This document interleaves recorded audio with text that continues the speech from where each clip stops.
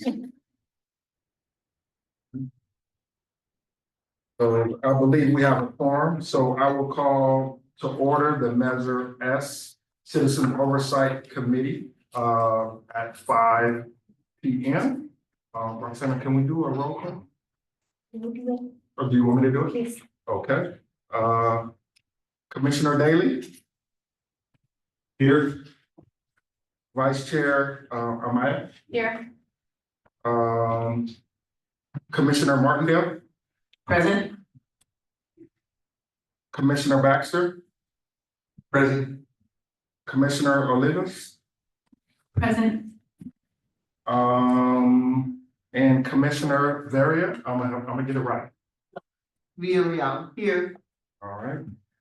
And then we have our staff liaison, Ms. Fortune. Okay. Can I get a motion, or do we have any public comment? No public comment? So we will jump into the consent calendar.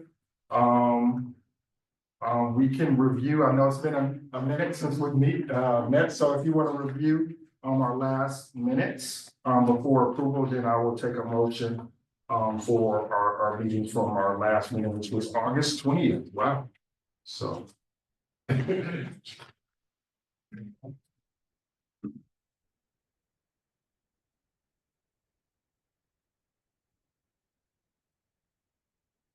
Mr. Chair, I'll move to approve the motion or approve the consent calendar. All right. Moved by Commissioner Daly. Can I get a second? I second. I just want to make sure, are you doing the calendar or was it the minutes that was from? Minutes. The consent calendar, the draft Oh. minutes is what's on the consent. Oh, okay, I just want to make sure. Okay, it's been said. Second by Commissioner Baxter. All in favor? Aye. All right. Any opposed? Any abstentions? Motion passes. Now, I definitely want to give the opportunity for our new commissioner to introduce herself and and we want to say welcome, so I want to give you an opportunity to introduce yourself to the rest of the commission. Okay, thank you. Hi, I'm Francesca Villarreal. I am Native American on my father's side, Osage and Quapaw tribes, and I am a proud immigrant daughter to a Trinidadian mother. I think in this time is very important to say that I'm an immigrant daughter. I have a master's of social work from Cal State San Bernardino, a master's of business administration from CGU, and I'm a 5th-year PhD student at CGU studying political science, focusing on Native American community.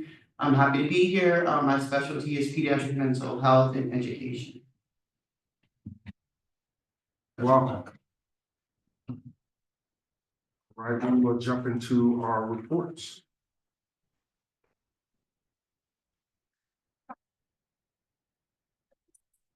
Oh, okay,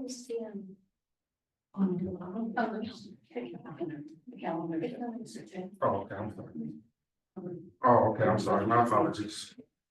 Now we're going to a discussion item. We will review the calendar that we have. We have a meeting calendar, so let's review it. And any questions or any dates. So now, and thank you for putting this together. So now we exactly know when, we can definitely schedule these and put these on our calendar so we can have a full commission. What we will keep doing in advance at each meeting, you will always have the next one going forward. So it'll be a rolling calendar.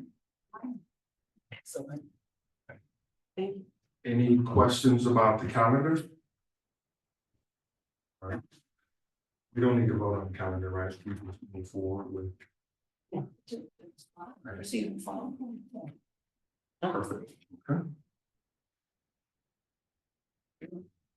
Now we will jump into our general fund and Measure S 2023 and 24 year-end presentation. Mr. Chair, Mr. Vice Chair, members of the committee, Jeannie Fortune from the Finance Department. A few months ago, we did try to have a meeting. We did make the presentation. Unfortunately, we did not have a quorum. So we are going to go through this again so we can receive and file the year-end presentation. Next to me is our budget division manager, Zuiba Ruiz, and she and I will be making this presentation. It's just me. We can do it quick. So.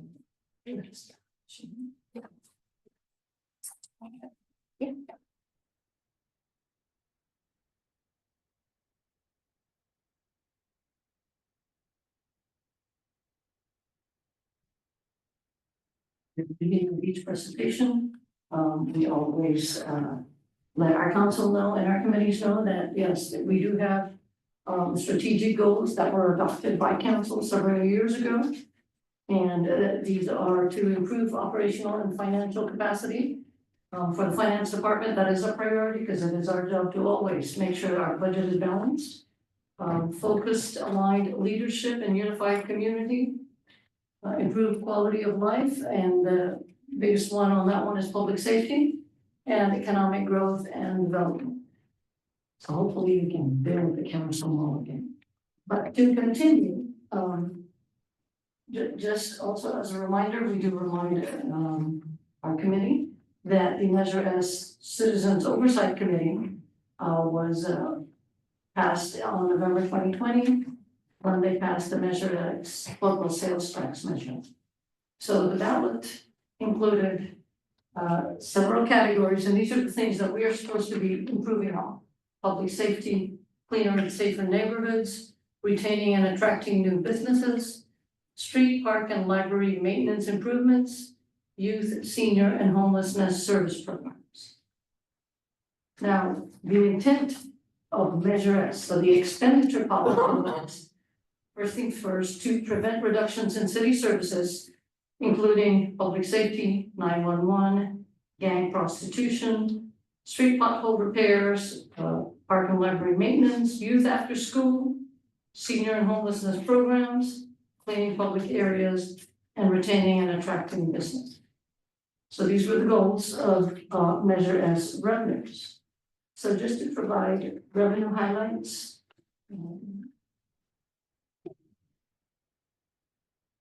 Good evening, again, Zuiba Ruiz, Budget Manager. So as we're looking at how fiscal year 24 ended, we'll just review very briefly the revenue and expenditure. So some highlights that we have, so our utility users tax, also known as UUT, exceeded the anticipated budget that we had by $7.7 million. And this again is for general fund.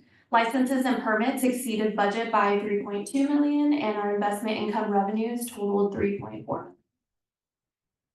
This is just a graph that we like to show. As you can see, the 23-24 audited actuals are in the orange column or the orange color, and then our amended budget, just so you see how we performed throughout the year, is in the for expenditures in fiscal year 24, so expenditures overall in general fund and Measure S came in 10% below the budget at 196.3 million.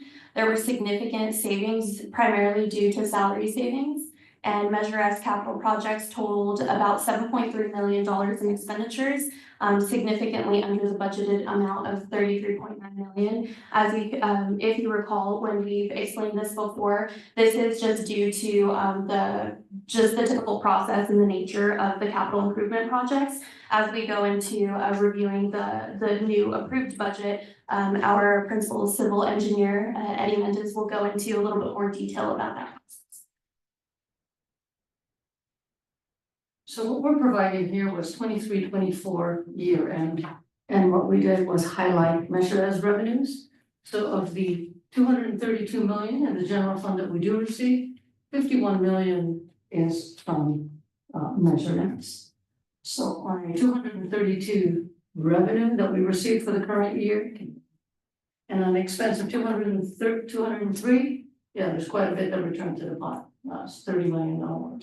Now, I know that this group has always been asking, when we provide revenue and expense, you don't show the programs that Measure S support. So what we did was pull those specific programs from the following departments, and it shows you how much we've spent on each of these ones.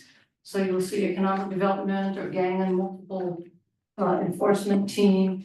Yeah, because I wanted to make sure that, as you had mentioned, that since this is supposed to be for public safety, cleaner and safer neighborhoods, you can also see exactly which programs are being supported by Measure S. So fund balance,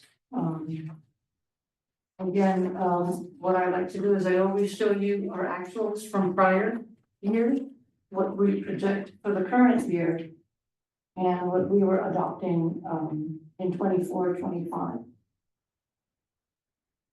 So when I start that first column, if you have your copies, that is for 22-23. Second line in, our revenues were 221.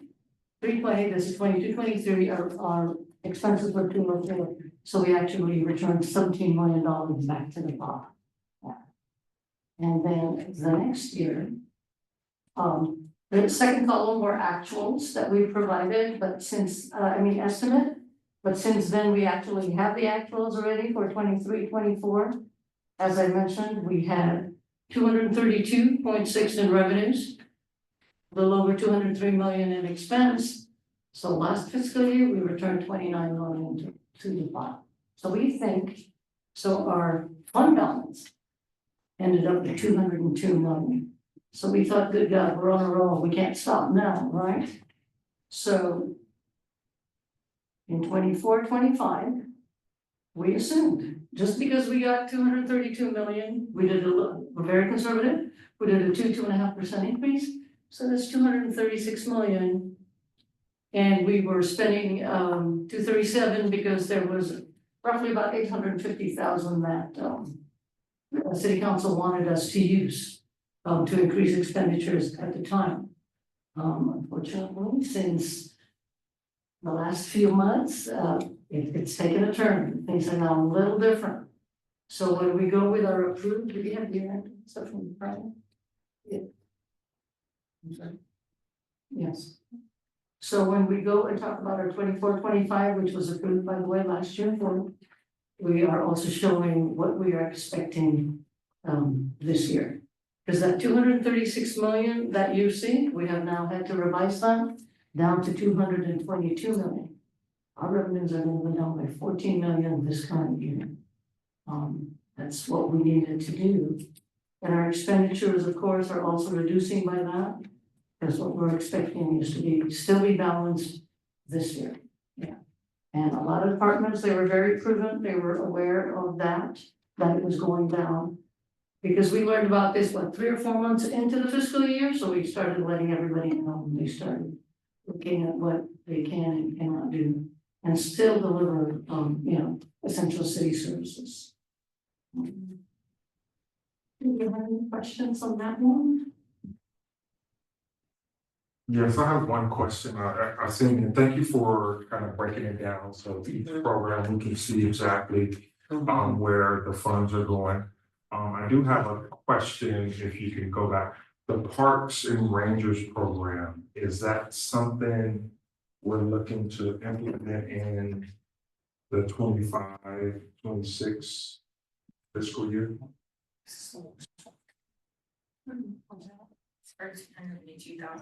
Yes, so we, it's been a discussion, so I know the chief has spoken about it at several of the council meetings. So the Park Rangers program was part of the strategic initiatives that was approved. As HR ran recruitments, it proved a little difficult in the recruitment pool of qualified candidates. And so because these are armed park rangers, and so the police department, this was a contract that was transferred into police department. So you will no longer see Park Rangers program in Parks Department because any type of armed service, police department needs to take ownership over it. And so as it's kind of developed in the police department, they thought it more efficient to expand a current contract that the city has, the Redwood security contract. And so Park Rangers are part of that contract now. Yeah, thank you for that. Yeah, because I know that's a part of the strategic plan of keeping our parks safe. And I think that is definitely important when we're thinking about, our parks and wellness and things like that. I also had a question about the quality of life, right, line item. Can you explain a little bit about that and what that line item is? Yes, so I can briefly touch on it, if we would like to, maybe at the next quarterly meeting, we could also request that our police department also attend to speak to it a little bit more in detail. But when it was approved with the strategic initiatives, the quality of life team was a, team that the chief put together, to address homelessness and, go out into the community to offer services and, to the homeless individuals. And they work, I believe, with a county team as well to help offer those services. But that quality of life team is funded and in the upcoming budget as well. It is again part of the strategic initiatives for the quality of life. And that's briefly the details I can give. Yeah, so if you look at the numbers for the quality of life and even the park ranger, when we approved the budget, it was 0. So this was something that they actually did, again, like she said, through the then city manager's strategic initiatives. So to start a program, to hire the bodies that are going to do it, to implement, took the better of 23-24. So now when we report 24-25 to you at the next meeting with the same breakdown, we'll see how they have done this time. And what I'll do is put prior year and put this current year so you can see whether it's increasing or not, the expenditures allotted for each of these particular programs. One last question. So for the salary savings and the money that was saved on the capital projects, does that go back to the reserves? Correct. That is correct. So you want to go to find out? So for 23-24, total money saved is 29 million. And so the reserves went from 185 at the bottom there to 202 million. Yes, it goes back to reserves. And as you can see, we also do an allocation. So required reserve is 15% emergency, 10% economic contingency. If you can see where our arrow was there. And that is required for the municipal code. That is the minimum amount of reserves we have to have. And that total is 25%. The 202 million, we're at 80-some-odd%. We're doing very well, yeah. And so as you can see, our biggest at this point was for Measure S for capital projects. Because most of our operating revenue, we have to use for our operating expenditures. So what we're trying to do now is set aside reserves for CIP. Any other questions? I thought I saw. I had a question. In regards to the funds that were given to San Bernardino from the governor as far as for homelessness, what pot does that get allocated to? It is coming from the governor for homelessness programs. Those are grants. This is only the general fund. Okay. But what we can do is, if it is so requested, we can request that a report be provided by our community development department. Well, I was just wondering, because I know part of the language in the Measure S was the homelessness Yes. issue that we're having in San Bernardino, so I'm trying to find where is that being spent here on this year-end budget. No, it's not, because it's we are putting it in a different fund, but yeah. Isn't that part of S money to help with the homelessness? No, because we have so many grants for homelessness, but at this time, the Measure S money for these years, this is where it went to, yeah. And what we can do, like I said, is reach out to a community development. They can also come and make a report to the kind of fundings that they have, because they have quite a few. They have rapid rehousing, temporary, housing, and I don't want to talk about programs I'm not an expert on, but we can make that request of them that they come at the next meeting. And it will be- That would be nice if we could make that at the next meeting. Yes. Can I speak? Yeah. The reason why I think it's important that we have them come and represent their programs is because at the end of the day, Measure S was to go towards that program. So if you have money tied up in capital expenditures and they're not getting used, they go back in the general fund, they never hit the true purpose of what Measure S was for the community. So if we can like find ways to still hit the mark, I mean, I understand that you like the reserves and you like having that bucket of money there, but the community's still asking for what it was intended for. Commissioner Day? Thank you. So I have a couple of questions. As I look at, I'll start with the economic development piece. So, and this is all from 23-24. So we're talking about like literally last year, almost 2 years ago now, as we're approaching 25-26.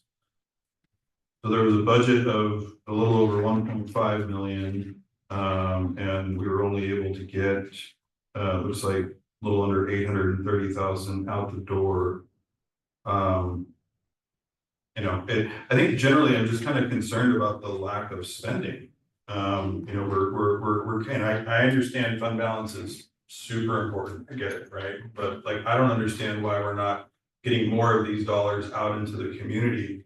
I'm particularly concerned when I see a carryover fund balance of, you know, what is that, 93 million under capital projects. And maybe we'll hear more about upcoming capital projects, you know, in a future presentation, but just generally speaking, it kind of concerns me that we're not getting these dollars out into the community to do what they're intended to do. And I understand, you know, cities gone bankrupt before, and we don't want to have that happen again, but we've got a number of fail safes with, you know, reserve policy 1, reserve policy 2. But then just to see us accumulating this fund balance is concerning. So I don't really have a question, more of just a statement.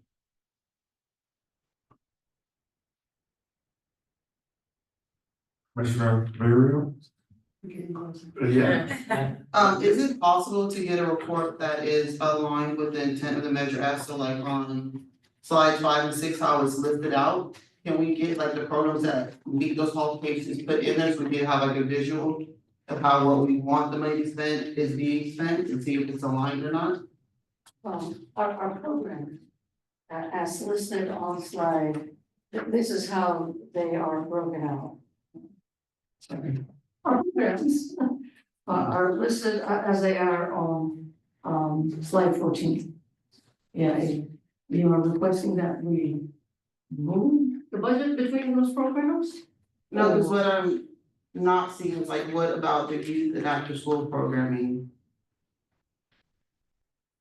Where does that fall under? This is under recreation and community programs, under parks and recreation. Can we get like a more detailed of what that includes? Cause I'm just seeing like a general term, but really how is it impacting the youth in our city? What programming are they actually receiving? We can request that of the parks department.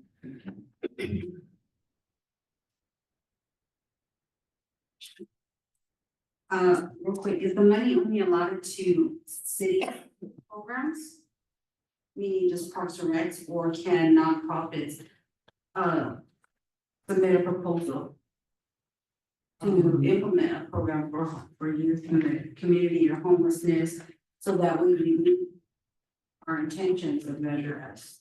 So that's a question, I think, Yeah, you know, the city can't do that, but take a look and see if, and we have many Measure S. nonprofits here that can actually help us. so the minute we do that and we can measure as to nonprofits, we're now treating it as a grant to the recipient. No, if again, I will review it, Mr. Aaron was excited. To be grants for We're nonprofits. gonna subcontract with the city Parks and Recs. Professional services? Yes, which, and again, I will talk to parks, but every time we have any services and we go out to bid, they're always welcome to bid on whatever services or programs that parks is looking for supplemental to do so. Like I said, we'll talk to parks, we'll talk to our community development, because they do handle a lot of homeless services programs. See how they can get nonprofits to help, or at least bid on request for proposals for these type of services. Thank you. Yeah, and maybe Ms. Oh, Just a question. On the revenue side for Measure S, it shows the actual amount reporting is 51,259,760. On the expenditure side, you spent 40,289,000. So That's why 29 where's the million gap? went- 29 million went back into the pot. So that was part That of was the part of 29 that million, 29. what's the 11 millions? Measure S, the balance, general funds, it is your one, yeah. Okay. And I think, it's fortunate, so. No, no. And I think, to the commissioners, I think when we have the chief come and we can talk about the quality of life and what the strategic plan for homelessness, for the city, I think would be helpful. And just to ensure that the Measure S funds are being used for the intent, I think if we get that presentation by the chief, I think that'd be great. Commissioner Martin? I definitely would like to just ask what are we doing with the homelessness that at Pioneer, right, right on, when we're coming down the corridor and on Fifth Street, right behind our Parks and Recreation Center off of Fifth. What's the name of the Parks and Recreation on Fifth Street? It's called like. No, going more west in from Medical Center off between Fifth Street and Medical Center. Ruben Campos. Campos. Yeah, Ruben Campos. Yeah, there's a whole homeless camp right there. So I'm just wanting to know what we're doing to address that and having these type of resources. We don't want to, as residents, drive by and see that. And then if so, other cities or surrounding cities, they don't have that issue, so whatever they're doing, whatever code they're using, amendment, in order so they don't have that status, I would like us to look into that. I would like to give credit to the city because I did notice they did clean up that park, Reuben Compost Park, just recently, so I don't know if they came back in the last few weeks, like, Yes, but. I thought so too. Yeah. You know, I didn't want to say anything. Oh, I didn't, well, okay, I'm gonna drive by and see, so thank you, I'm. I just wanna make sure that you guys get credit, because I did see it get cleaned up, I don't know if it's like a cycle where we just move individuals around, but like I just. Recognize the hard work. Okay, good, excellent, I definitely will take a look at that, I'm definitely like that, and then, also, like I said, at our cemetery. Was that cleaned up too? No, Oh, okay, I just wanna make sure, okay, so, excellent, thank you. I mean, I would like to add that the parks are being cleaned, but then they're pushing them to the wash, or they're pushing them across the street, like on Paris Hills Park is beautiful now, but now they're next to the animal hospital. And that's now unsafe because, if it will, we're sunny now, but if it rains and stuff like that, you're pushing them into a very dangerous situation, having to be on that wall and in that wash. So we're kind of half solving the problem. We're pushing it to a different place where we can't really see it unless we look to the left. You know what I mean? So. I just wanted to say one thing. Part of being in this community and being a constituent here and paying my taxes, I would like to see from that savings, because savings is great. I mean, everyone likes that we're saving money, but I want to see it being spent to the problem so we have a solution. We're all happy about saving money. I'm sure the council is too, but our intent with Measure S was for homelessness and programs, and I would like to see more of that within our community. It saddens me to see families, children in that area of the cemetery. I mean, it's a major disrespect to the cemetery, but also to the city that we have all this money that we can say we have in this pot and it's not being spent. Yes. When we go back to fund balance, I just want to make sure this committee understands. And I think to, the point of the unhoused, I think it's a bunch of wraparound services we have to look at, right? When we're talking about is, as far as making sure we have shelters, buildings, also when we talk about mental health, it's a whole plan that has to be discussed. About, when we talk about the unhoused, so I think it's important, for us to understand, the programs that the city currently has in place. Right, because it's just, to your point, I know we just had an injunction, it got lifted, so now we're able to take action, because that was at the federal level. And I know it's a slow process, and I know it takes Public Works, they coming in, they're cleaning up. So it's a whole bunch of services together that have to work, for the betterment of our community. So I think, if we know this is something that our commission wants to look at, I think those are the individuals we have to have come to our meeting and kind of explain what the process is moving forward. And yes, we will make the request, but I wanted to explain fund balance, okay? So fund balance is, like you said, the extra money, we get our revenues, let's say it's $10, we only spent $7, and there's $3 left in the pot. That $3 is a one-time. So it cannot be spent on operating programs, like you're saying, homelessness, cleanup, because these are things that we do as part of our daily operations. All it can be spent on are one-time programs. That's why if you notice, the bulk of it is assigned to capital improvements, whether we're improving a park, improving a city building, because our fund balance can only be for one-time expenditure.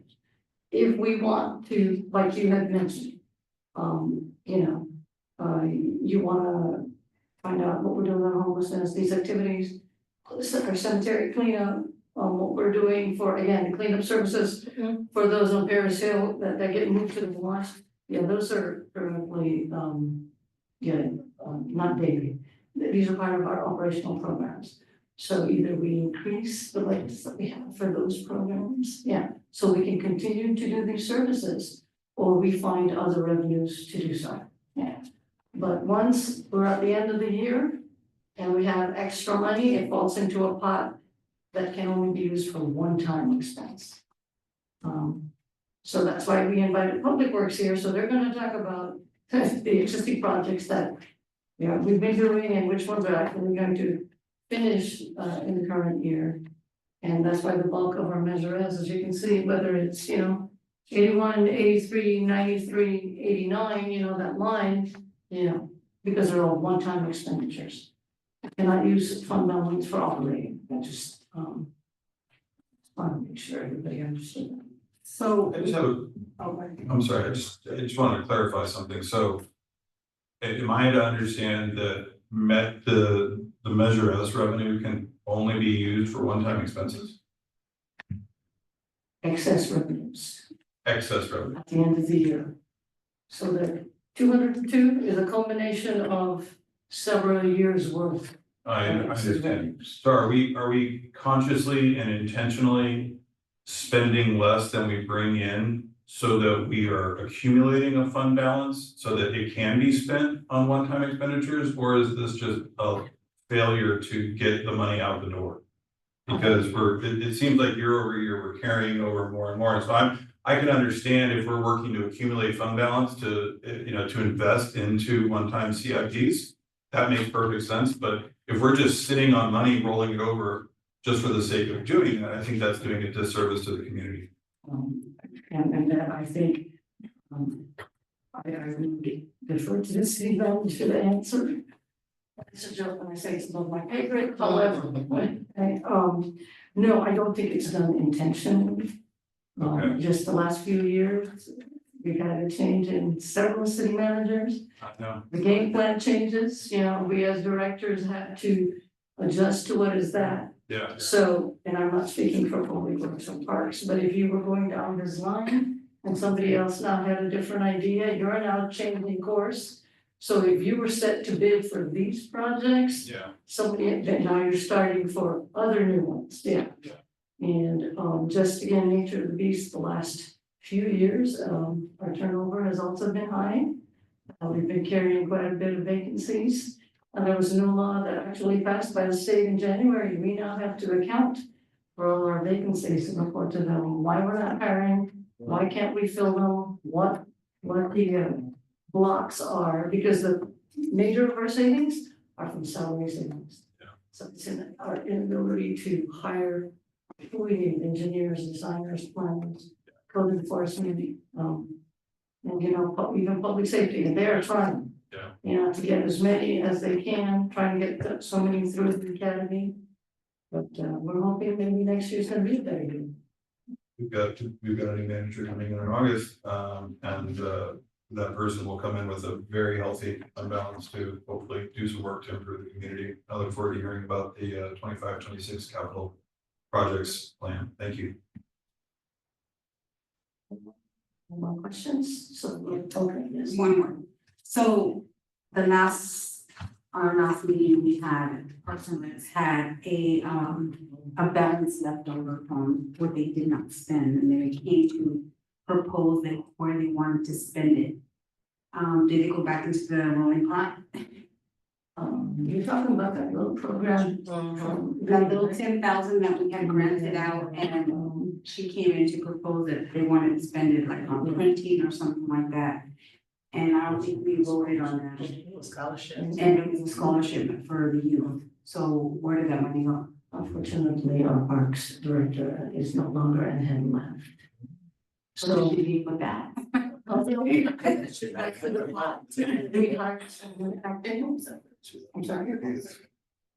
So the 8,500 that you see at the very bottom under Measure S for Parks, Recreation and Community, she had a balance of the 10,000 that was originally set aside. A portion of it was spent down, again, going towards those scholarships, and so there was a balance of 8,500. That 8,500 will remain there until it is spent down. So, yes, there was a departure of the Parks Director, but it will be up to the Parks Director of the plan moving forward for that 8,500. So the Parks Director that we put in interim has also given his son. I'm still back with you, but They're hiring. definitely going to try, but as Zuliba said, what we'll do is carrying that 8,500, the such that we do get it over to that. That's where all the savings is at. No one. Salary savings, yes.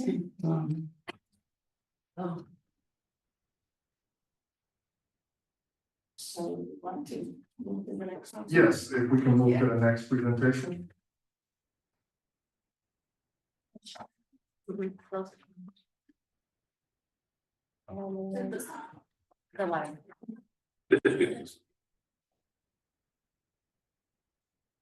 And Commissioners, I just ask if you would just wait to be recognized because I know it's being recorded, so we just want to make sure that you're on record.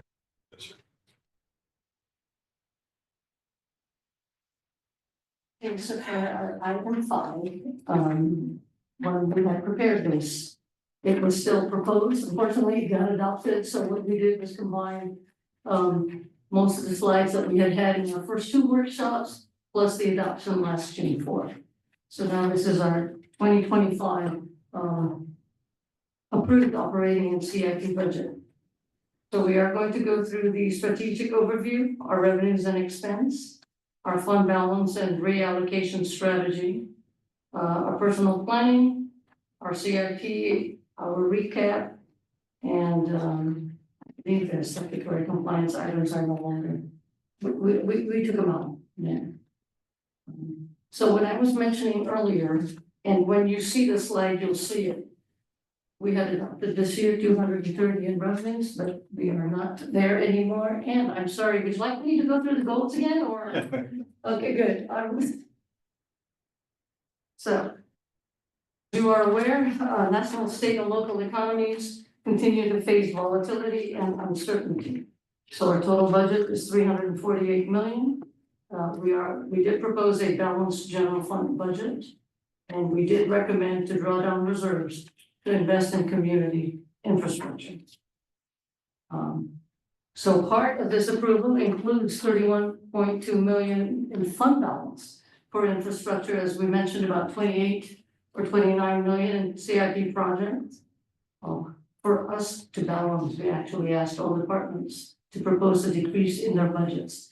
So for us to strategize, because revenues were going down, we said your current 23-24 budget, that's gonna be your 24-25 is gonna be your 25-26, and please submit 5% reductions, and they all did. That equated to roughly about 10 million, and I think it's in one of these slides, yeah. In addition to that, we proposed a hiring deferral. So we're actually deferring the hiring of 150 positions for the first 6 months. That gave us 8 million.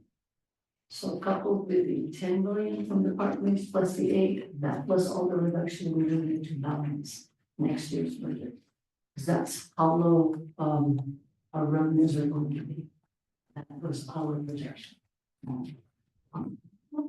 So again, we're doing that to ensure fiscal sustainability, savings through a targeted hiring deferral and continued investments in core services while upholding long-term fiscal sustainability.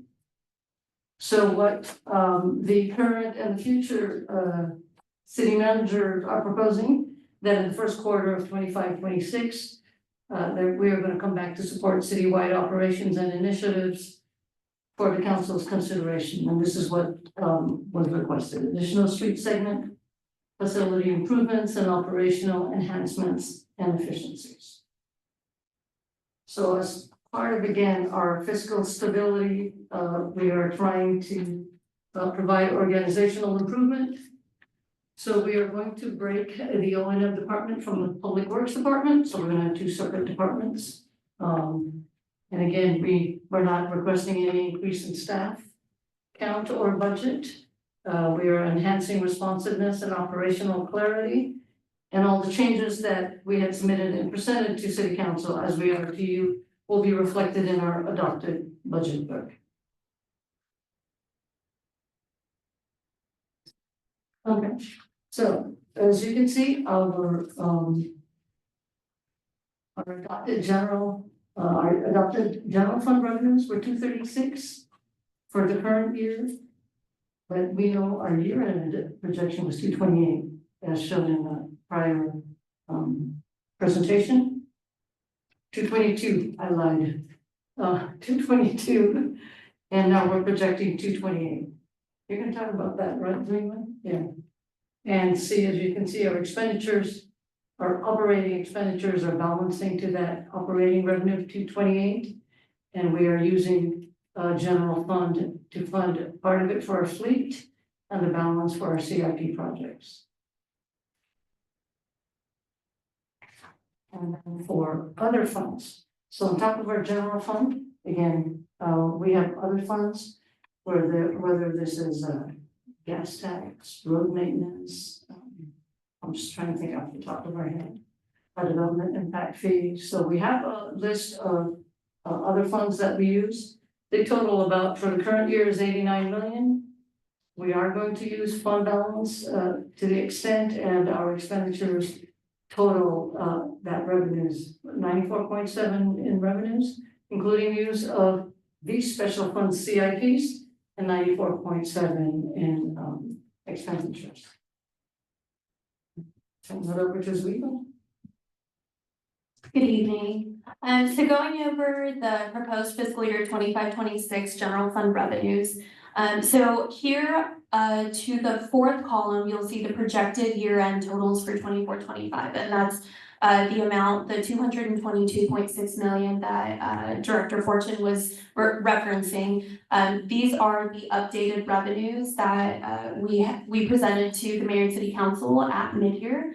And if you can see, the largest reductions are, again, sales and use tax and Measure S sales tax. So these projections come from a sales tax consultant that the city acquires. And the largest reductions, obviously sales and use tax, when we adopted, it was estimated to bring in about 58.6 million. Our revised projection is 52.8 million. And Measure S sales tax was adopted and proposed at 53.6 million. And that has been revised down to 50.2 million approximately. I do want to emphasize that these are the 2 largest sources of revenues for the city. These are also highly dependent on consumer confidence in the market. There's a lot of volatility that our sales tax consultant and just economists in any type of financial publication you see now is just presenting that consumer confidence is not going to take a dip, but it will remain stable because currently one of the largest trends that we see in the county is that mortgage rates or the mortgages take about 67% of individuals or household incomes. So that remainder of 100%, so that being about 30%, is going towards other necessary items, and then comes in the discretionary spending. No, you said, so, going into the fiscal year 26 proposed, you'll also see we have a slight increase. It's about 2.5% increase from our projected actuals. And so you'll see that sales tax will remain relatively stable. It's 52 million again being proposed, and then Measure S sales tax is being projected at 52 million. The difference that you see there is because Measure S is a full 1% return to the city, versus sales and use tax is pooled with the state and county. And so it's a 1% ratio that we see from both, but sales and use tax is just pooled across multiple counties and the state. So the benefit that the city has is the Measure S being the 1% full return. So I just want to bring your attention to the bottom line, and we start with 22-23. Again, it was 219 million. Last year it was 232. This year, we're expecting 10 million below that. And our next year, which starts July, we couldn't even get back to 232. We can't, it's just too big an amount. And we do have, like she said, we have consultants that actually review a lot of our revenues and tell us the trends, where they think it's going, where it's headed. And the 228, the 2.5%, because we're projecting that. They were projecting a little lower than that, and we discussed it with the city manager, and he wanted to go higher. Our consultants are very conservative because they know that they have to preserve our fiscal stability. That's part of their job. But we are hoping to get 2.5%. The economy says that we should grow between 2% and 3%, and all we did was take that middle line. And we are all crossing our fingers. We're gonna light candles, and we are gonna get this 228 million next year. And then this is just, again, a visual we like to present along with the revenues. As you can see, part of that pie graph, 46% of that is sales tax that the city is dependent on for the revenues. Again, an extremely volatile source, but this is why a lot of the initiatives that the city council has brought forward for their strategic goals and their strategic initiatives help support this specific resource. So general fund revenue outlook, total revenue is projected at 228.2 million. These are conservative and forecasted using trend base. So this is actual data that staff sees, the city sees overall. And so while we do want to remain conservative, we do have to find a happy medium to ensure that we can support all essential services in the city. In the revenues, there's slight growth in utility user tax, Measure S, and investment income. There's modest declines in sales tax and charges for services. These two sources, again, are dependent on how the market and consumer confidence is doing. And then prioritizing just stability over short-term gains, which is why as staff, we apply this proactive and just conservative lens to ensure that there's fiscal sustainability. Going into the general fund expenditures. So our total expenditures total 228.2 million with the use of $1.9 million of fund balance. This use of fund balance was previously approved by the mayor and city council to help fund the enterprise lease program that our fleet department has. There's $10.7 million in efficiency-based reductions. This is the 5% that we requested of all departments to reduce. There's a 6-month hiring deferral to help protect service levels and the fund balance to ensure that we maintain a balanced budget for the year. As staff continues to monitor the fiscal conditions throughout the year, which is our most important job, we may recommend, and this is coming from the city manager, if the revenues are doing better, we'll go forward to the mayor and city council, give them a financial update, and the city manager could proposed to lift the hiring deferral. If we continue to see that the fiscal conditions in the economy aren't doing that great and we want to remain conservative, again, that will be presented by the city manager to the mayor and city council to possibly extend the hiring deferral. And again, finance will go on a quarterly basis to provide those updates to council. And again, will also be communicated to the Measure S committee. So overall, this is just a snapshot of the fiscal year 26 proposed expenditures. You'll see that we are accounting for the 8.1 million at the very bottom, which is the hiring deferral savings. And overall, it's approximately a 3.9% reduction overall from the adopted budget to our 25-26 approved budget. At the night of adoption, there were some additional council approved items that used fund balance. So there were additions of homeless encampment cleanup hazard pay of approximately $125,000, some tree contracts. This is to remove stumps or dead trees across the city. That was allotted $500,000 from fund balance. Police vehicles was allotted $2 million, and sidewalk repairs to just make sure any type of cracks or just run down areas with concrete maintenance is allotted $1 million. So altogether, the mayor and city council approved a use of fund balance for one-time expenditures in the total of about 3.6 million. Some fund reallocations that were also proposed with the budget. Previously, these in the program street maintenance, street light maintenance, and traffic signs and markings were previously funded through the general fund. In order to optimize the resources and obviously remaining conservative, these were proposed to be moved into our gas tax fund. And so $1.5 million of budget is allotted to street maintenance. These are street segment repairs, so small little potholes that are easily able to be filled. Street light maintenance to ensure that we have proper street lighting, and then traffic signs and markings, that's for about 500,000 approximately.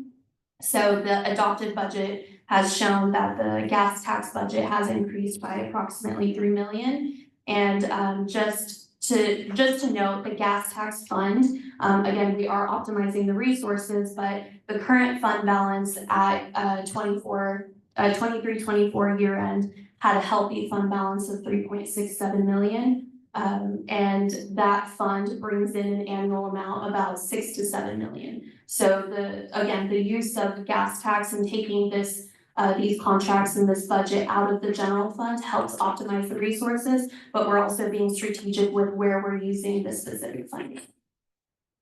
I'll hand it back over to Jeannie for fund balance. So now, for the current year's fund balance. Actually, you mentioned, city council approved 31.2 million. 23 is for advancing capital infrastructure. No one-time revenues are supporting recurring operations, as I would explain earlier.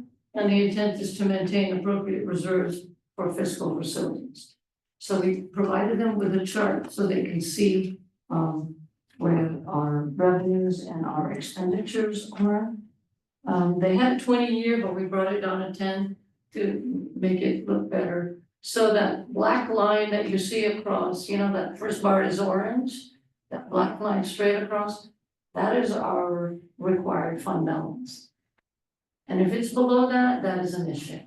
And when we showed them the 20-year, it showed that I think they started already having issues in 2008, you know, that Great Recession, 8, 9, and somehow the expenditures just kept going, leading to that bankruptcy in 11-12. So they filed for bankruptcy in 11-12, and in 2016-17, they came up with what we refer to as a bankruptcy exit plan. So if you see 14-15, so the red line are our expenditures, and the blue line is our revenues. Yes, you always want that blue line on top of that. Now, the reason why there was that gap and it was starting to grow is they did file for bankruptcy. So meaning they did not have to pay all their debt, but we were still getting the revenue and we weren't spending as much. Now in 15-16, they came up with a bankruptcy exit plan, how they were to do that. And again, what else? In the middle where you see the expenditures and revenues are right there, it went down. Because the city gave up the fire department and also the revenues that went with it. Yeah. That's why our revenues dipped, yeah. But, and the expense, stayed kind of sort of constant, yeah. So they gave up that. Fire department now is a special district, I believe, and our payment for that is put on everyone's property tax.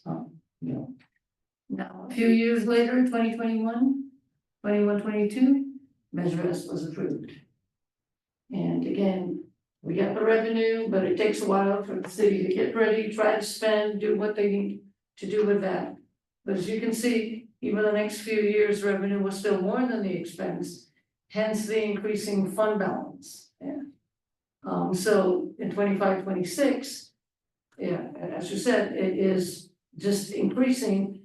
We should use it to spend on the community, and that's the proposal that was submitted by the Public Works Department. And again, if you look at the bottom percentages, so we went from 89 fund balance, it's now down to 75. But it's investing in the community, so we think that's a good thing. If you want to go to the next page.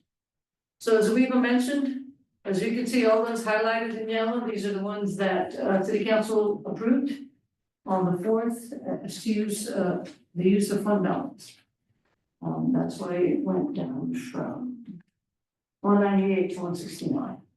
That's what we are approving. And this is the same fund balance with just designation on how it's being used. So that 88 million in CIP, we're going to use 24 million this year. And if they continue to use that, I think we'll be getting in 3 or 4 years. But I'm not saying that they will. I'm not speaking for Public Works because he's sitting right here. I'm sure they're going to, use our fund balance wisely on CIP projects. So what we also wanted to show, because City Council did not understand why our budget was going up in spite of our 5% reduction. So what I had to explain is when we do a status quo budget, meaning if your budget was $10, and I'm telling the departments that's all you're gonna get, we're not increasing it, it's going to be $10 only. Unfortunately, there are certain other obligations, I will call it, that we have to pay. CalPERS does not stop retirement, they are right there to collect that every year. The unfunded accrued liability and pension total 5 million. People who are in the middle of their steps, we have people, we normally have so many steps, we give them a 5% increase. We put that in the budget because we can't tell them that they don't get any. That's another 2 million. And then health and benefit increases because premiums increase. Kaiser will charge a little more, Anthem, that was another 2 million. So I had to explain to council, so even when we say status quo, it's an automatic $9 million increase, just based on those obligations. So our O&M expenditures are not increasing, all of these were all salary and benefit related to the existing positions, not including the 150 vacancies that we have. Hence the 5% reduction from departments and the 6-month hiring deferral. This was our best way of preserving essential city services while not having to consider layoffs, because that just panicked a lot of departments, and that's what we were trying to do, preserve the existing personnel that we had. So based on that, we adopted in 24-25 at the beginning of the year 951 positions. 16 were approved, and if I might say, all this 16 were all non-general funds. So these were all grant funded, special funded. So at least it was not adding to this $9 million increase.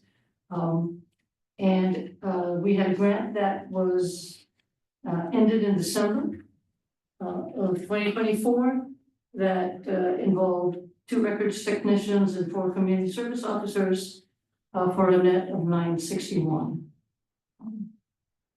And then our proposed is bringing it down now to $959, because the city manager's office has proposed to eliminate certain vacancies. He had 2 deputies, one was vacant, he eliminated that. He had also 2 auditors. One was vacant, they eliminated that. And is it 3 that we took on? Yeah. Yeah, and one was transferred to the finance department. That being said, I will turn it over to Eddie from Public Works, and he's gonna go through our existing capital improvement programs and what we're proposing for the next year. Hi, good evening. Eddie Mendez, Principal Civil Engineer with the city's Public Works Department. I'm gonna go ahead and start with just a brief overview of the product delivery that the typical capital improvement project will go through, and then we'll go ahead and lead to us more or less a snapshot of the CFP program as it was presented to council. And if you have any questions at the end on specific projects, whether shown here or anything you might be aware of, is feel free to ask at the end. So generally speaking, we have 3 major phases that we use to deliver capital improvement projects. First being planning, the second design, and the third being the construction phase. And these can be further subdivided as shown in the next slide by these various categories. Typically, the planning consists of the preliminary engineering phase. And then we go into design, where we typically go and select a consultant or contractor to design the particular project. We complete a set of construction documents that takes us over into design. And we move on over to the construction bid and award to actually go and build the project, and then onward to construction and closing out the project. The entire process typically takes around 1 to 4 years. And to speak to a detail that Zuba had mentioned, why sometimes you see a lot of carryover for some CIP projects, is when you're at the planning and design stage, that usually takes about somewhere in the neighborhood around 10 to maybe 25% of your budget, right? So if you have a process that takes around 1 to 2 years, say for the design phase, you're not using a particularly high percentage of your overall budget that you're potentially allocating for the project. Once you go to construction, you're going to start seeing a lot of those invoices come in for all the contractors, and the remaining portion of that CFP budget gets expended relatively quickly over that set amount of time. So we'll go to some of these sort of key projects, or we'll say sort of showcase projects that's on the capital improvement program that we have underway. This we actually have a good update on. Down it says construction bid and award for the California Theater renovation. Construction actually started earlier this month, and it's on schedule to be completed later this year in the fall. So this is going to be more or less a 2-phase approach, where the bulk of the construction is going to be carried out over the next few months. There'll be a pause to allow some of the existing programming that's already set to go on later this year, and they'll come back towards the end and wrap up a few of the more minor details. We have various animal shelter renovations that have been going on. Currently, if you saw the item on the most recent Mayor and City Council agenda, there was an item for this to get approved, and that was for what we'll refer to as basically the last few sets of buildings that will be coming in later this year to increase the total number of kennels, and that'll more or less wrap up this particular project. So there's several improvements that are tied to this. I know there's an office building and other items that were used to support the various facilities, and basically not just for the animals, but for the staff as well. So this is something that's looking to wrap up at the end of this year as well. Nicholson Park improvements. This one is currently well underway to being finished by the end of the summer. You can see that photo on the top left there. That's basically the brand new playground that we just put in. There's a video floating around, one of our HR staff kind of demoing it out and swinging on that, so we know it's all working in good order. So yeah, I'm gonna see that. That's that was taken. So one of our lovely projects that'll be wrapped up soon, and we're hoping that once the maintenance period is completed with the grass, that we'll have something to share with the public in the coming months. Second link, although this project is ARPA funded, it is in line with the intent of the Measure S program to basically go ahead and support our parks. And we basically had the groundbreaking a few months ago for those of you that may have seen that event that was broadcasted. And the overall project scope as it currently stands is going to be taking about a year. So you're looking about the spring of 2026 approximately to complete the full project. And this is a pretty substantial improvement. It's currently our largest capital improvement project in the parks category that's underway at the moment. We have the Spiker Park Ball Field Improvement Project that was kicked off earlier this year. There's been some updates to the scope, so we have to report that we're actually going to be renovating or intending to renovate all 5 fields if we can do it within the allocated budget. So this has a combination of funding sources along with it. So if all that goes through and we get all the nice paperwork lined up for that, we'll have a new substantially renovated complex of not just one field, which is the original phase was, but potentially all 5 fields will have improvements to them. And that'll be somewhere around the end of next year, end of this year, beginning of next year. We just wrapped up this project. It's one of the locations. It's actually in the closing stages. So I believe there's a drone flyover video that I actually just reviewed that will be coming out soon for this. That'll actually show each one of these segments that were just done. We had 21 locations was the original scope, and I believe they added 2 or 3 additional locations with leftover funding. So that was the case where they used the surplus and they actually segments that can be done within the existing contract. So there was a bit of efficiency that the Public Works Department was able to make use of there. And the pavement management program, this is something that's well underway and on schedule to be done around fall, which we're looking around probably August, September approximately for this. This will be essentially the assessment that's being carried out throughout the entire city, where they, for those of you that may have not seen the presentation, they basically take a vehicle out there and they collect tons of photos of the entire roadway segments. And in addition to doing an analysis of the actual street segments, there's also an inventory of signage, curbs, sidewalks, where there isn't necessarily an assessment of those items, but we still have an inventory and a good way to kind of just track where certain things may or may not be there in terms of sidewalks and other sort of details that support the streets. So this is going to be an upcoming project that's going to take a good chunk of funding that you'll notice when we see one of the later pie charts. And essentially what this is going to do is combine Measure S along with additional funding sources, such as like RMRA, gas tax, SB1, and create a more comprehensive program where once the PAP program that we just spoke about is fully developed and the city is presented to the city council and they decide what policy they want to implement for the PAP, this is going to be what's essentially going to be the CIP 2 going forward from that point forward and be the first sort of large programmatic deployment of that PMP. So the next sets of streets that we currently have will be approximately 50 locations based off the analysis and the information provided by that PMP program.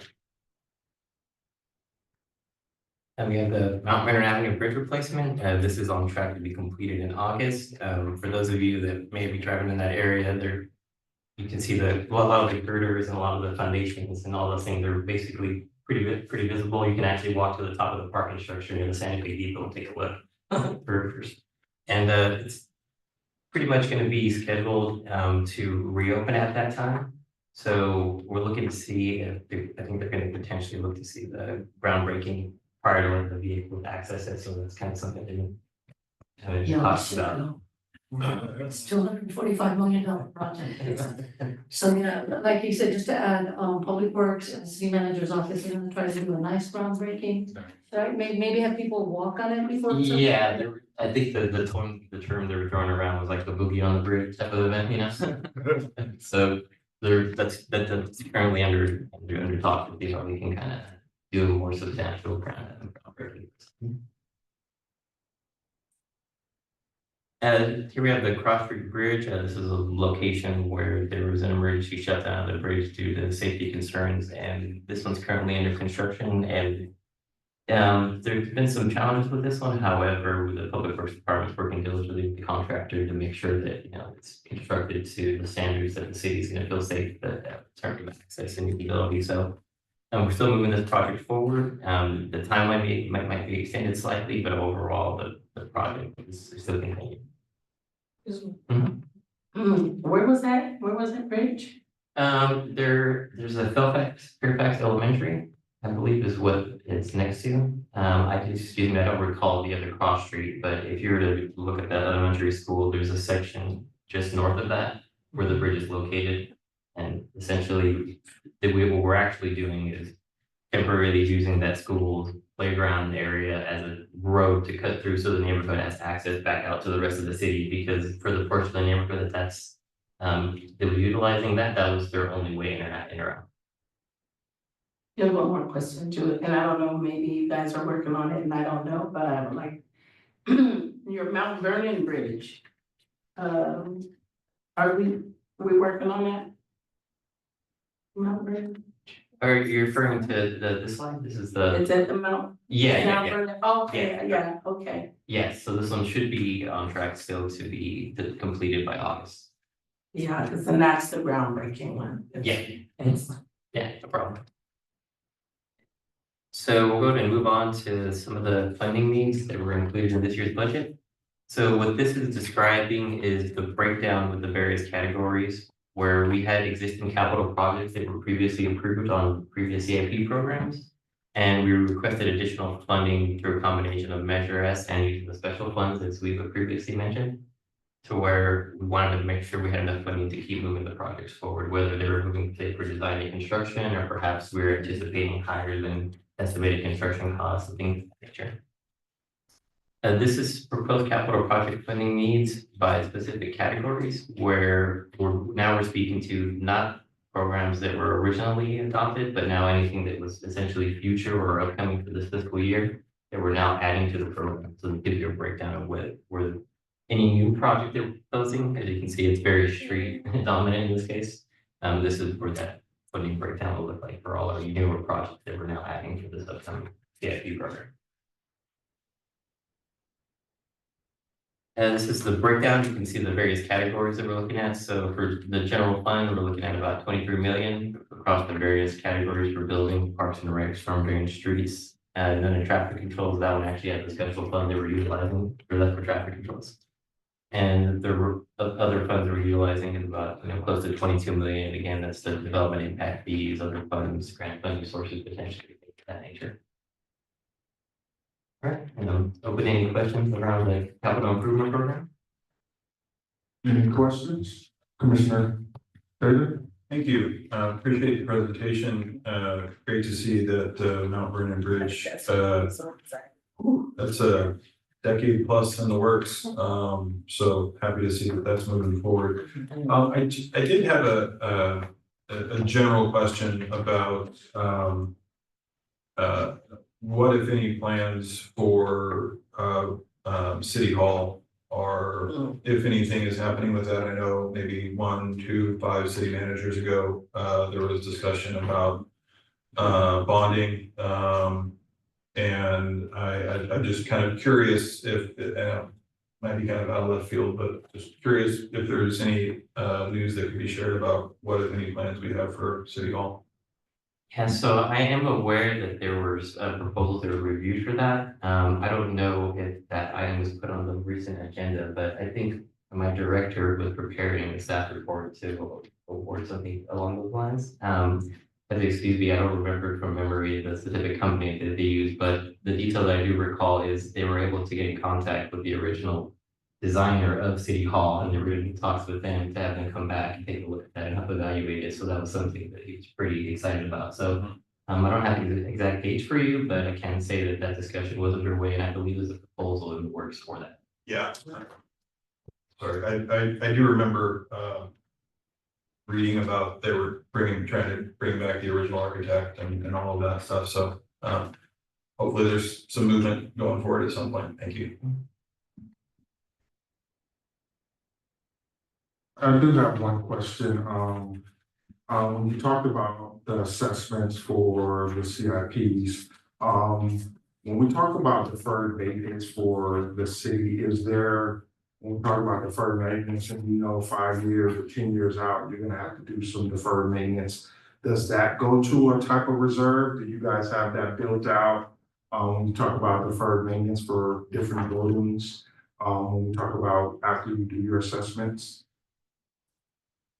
I'm not currently aware of a specific deferred maintenance program that's tied directly to the CIP. A form of that may exist. So currently, just to kind of give you an idea of what's my current knowledge is, a lot of the CIPs that you see are currently generated by a combination of community driven requests, and there might be things that are raised for like streets is a kind of a pretty common one, right?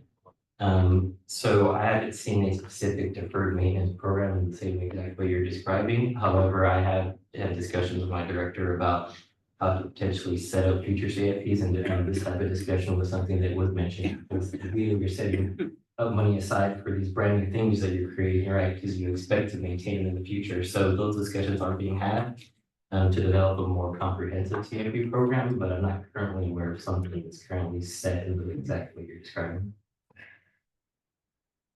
And I think that my other question, and I know we have representation from most of the awards that we have in San Bernardino. And when we think about, especially, parks and recs, when we go to different cities and we talk about Fontana, Rancho Cucamonga, and when we talk about seeing what their baseball fields look like and soccer fields. So is there a master plan that you guys have in place to kind of review all our parks, right? Because when you think about, when I'm thinking about our youth, right, having things to do. So is there a master plan in place to renovate all our parks in the different wards? There is a CIP line item that was being run by the previous Parks and Rec directors, where it was identified as the Parks Master Plan. I don't have a copy on me, unfortunately, to give you specifics, but in the version that I did see, there was analysis completed regarding the programmatic elements. And there was sort of a general, we'll say, rough order of magnitude estimation for certain types of improvements. We'll have to see with, the hiring and replacement of that particular director's position to see how they want to utilize that particular information that's prepared. But I can at least say that there is at least a rough version of what you're describing collected and presented to the previous director. So we'll have to see in the upcoming period to see how they want to utilize that information. Commissioner Reminder? With that being said, because I know that they did say that they were gonna do the analysis of this Lydia. So can we get a copy of that? Yeah, I can go ahead and request to see what's available. I'll have to confirm if it's in its final form or not. Depending on that, it might take a little bit longer. I want to make sure it's not something that's a draft, of course, but yeah, I can go ahead. Thank you. Mr. Baxter? In the $90 million that Measure S money that's tied into CIP projects for the future, could we at some time in the future get a list of what those projects are? So that we can see, by project, the proposal that has been approved by council for those projects. Yes, so in the adopted book, the complete list, right, of the CIP projects will be in there. Yeah, so when our budget is adopted, and we will make sure that this committee gets copies. Yeah. Yeah. No, yeah, that's a good thought. It's actually I haven't burned. In case you're. To get a big book, have to do that. Any additional, Commissioner Rivas? Yes, I have a question. I noticed that in other cities, we're seeing like digital signages being sponsored by the city in order to promote community events. Have you seen anything like that being brought forward? No, I haven't seen anything regarding signages and what you're using. So I would imagine that's something that would probably be tied to Parks and Recreation as well. I think they do a lot of, well, at least previously, the way I've seen it is they did a lot of community outreach tied to specific locations of the community centers. Right, I'm talking about like digital signage boards. That's what a lot of the cities now are adopting, that type of like marketing and outreach to their community, as well as anybody interested in partaking in their events. Okay, so the large billboard style. That's right. Okay, so in that case, no, I haven't seen any particular items being brought forward. Would that be brought forward to you, to your department, or does it go to like Parks and Recs? Like which department proposes ideas like that? Go ahead. Yeah, so what I would probably recommend is it would likely be a combination of planning and public works. Only because I'm not sure, depending on where you're placing these particular locations, is it property that the city owns? Do we have to acquire property? Are we potentially leasing the locations, or kind of going to put these billboards up for existing sites, things of that nature? So there's a couple of questions that come to mind. Yeah, it's usually what I'm seeing is along like the 10 freeway. You see Baldwin Park, you see all of these big cities adopting this type of new strategy. El Monte And it's driving more community members to their events as well as they're taking in revenue from it for advertisement. Yeah, and it's definitely something we can note, and we can always present this to our city manager's office, because I do believe this is also an initiative that needs to come from the city manager, being presented to the mayor and city council. If there's some type of financial implication with that, that would have to be analyzed and then again presented to the mayor and city council, but it is definitely a good option to explore. Any more questions? No, thank you, we definitely, Director Forte. Mr. Chair, yeah, I would like to recap, and please, if I forget anything, let me know. Just to make sure that, we're all on the same page. Okay, so, committee has requested an update on homelessness programs. And the homelessness on Pioneer and Fence, the cemetery in Ferrisdale Park. We also are requesting an update from the police department on the park ranger program and their quality of life program. We're also requesting an update from economic development, as where they are for all their programs. Now would probably be a good time to say we also lost the economic development director, and unfortunately his deputy also gave notice. So, we work on hiring, like you had mentioned. There's also requests for an update on the youth programs with parks. And we will again review our Measure S code to see if we can use it to allocate grants. Let's see, we will, I have here, I listed this if, again, you would want current services that are actually provided by Parks and Public Works, and you want them to be specific, but I think Public Works is giving their main CIP, maybe it's a lot of the parks programs. And we will look into the signage that is being provided by Baldwin Park on one digital signage, right? Because we can retain revenue from that. So you mentioned wraparound services, I'm not quite sure what that was, so that's the only one I was missing. No, so the wraparound services, it was around unhoused, right? Because we talked about it's a bunch of services that unhousing, when we talk about mental health, talk about, housing, we talk about different counseling, all kind of different wraparound services that the unhoused might need. Right. I just have a comment on that. I think, what I've noticed is we're trying to build this revenue, this big pot for Measure S, right, for sales taxing, attracting people to spend money here in our city. At the same time, we have to pour that back into these programs so people do want to come to an attractive city. A lot of us shop outside of the city, unfortunately, because it's nicer in surrounding cities. So we can pour a lot of that money that's allocated or sitting in that pot back into our city. I think that's our main goal as taxpayers is we want to see our money being spent to what it's meant for. And we want to enjoy spending our money here. So that's my hopes in being this commission, is being that voice for our community and saying, hey, you're taxing us, but we want to see it put back into our city and back into what we said we were going to get taxed on.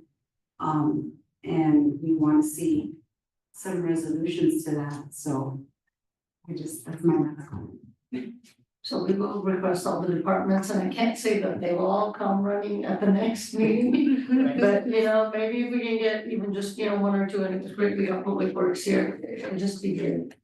I don't know, maybe we figure you're gonna get tired of us just spouting numbers, so we get a little more excitement in the meeting. Yes. Thank you, Mr. Martin. Yes, I just wanted to know, just as Commissioner Gloria just stated, is there a way that maybe after we get this information, we draft a letter from the Measure S committee in order to submit to our council so that they will be able to give more of a direct response from us as commissioners on what we would like to see as far as funding and different things that we're breaking down, so that, because they make the last decision, right? That's the bottom line, right? So that we can start with giving them something in writing. I just wanted to just say that to my commissioners, that we can look at that after we get this information. Let's draft something that we can propose to our councils. Thank you. in my prior other cities, after you draft and send it, the chair also requests to go and speak, and then he presents what you guys submitted to them, right? Perfect. Sounds great. So I think we should have enough time. I think our next meeting is in September, so hopefully those individuals for those different departments can make some time. They got a couple of months, right? So hopefully that happens. So any other questions or announcements before we adjourn? Move to adjourn? Can I have a second? Second by Mark, Yes. moved by Commissioner Daly. We will adjourn at 6:25.